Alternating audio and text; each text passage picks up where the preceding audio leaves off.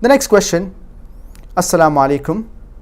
This is Dr. Farhan Khan from Hyderabad, India.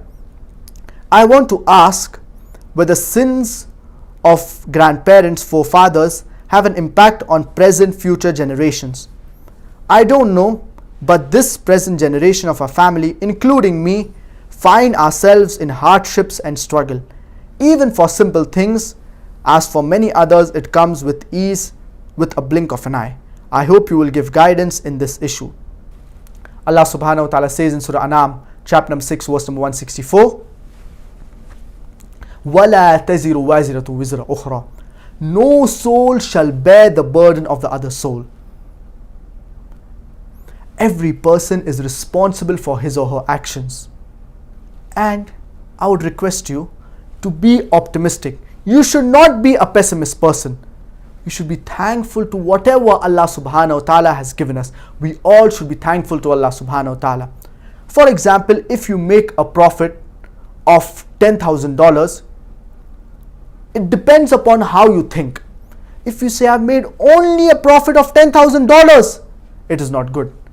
But if you think in an optimistic manner and you say, I have, alhamdulillah, made a profit of $10,000.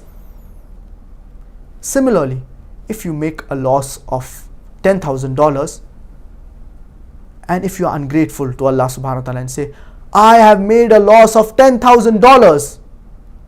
But if you are an optimistic person, you will say, I have only made a loss of $10,000. I could have made a loss of $100,000. Alhamdulillah, all praise to Allah subhanahu wa ta'ala. So you should always be an optimistic person. And why would you blame your grandparents or forefathers, or why would you say they are responsible for your deeds? In no way they are responsible for your deeds. Every person is responsible for his or her deeds. And whatever they did, it will not have an impact on your life. The others, they are getting it in a blink of an eye. You are thinking it that they are getting it in a blink of an eye. But because they are optimistic, therefore it seems as if everything for them is in a blink of an eye.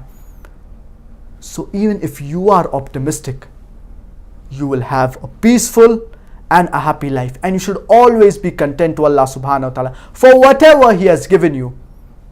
For the air, for the food, for the water, for the shelter, all the things that He has given you, you should be thankful and grateful to Allah subhanahu wa ta'ala for the ni'mah, for the blessings that He has given you.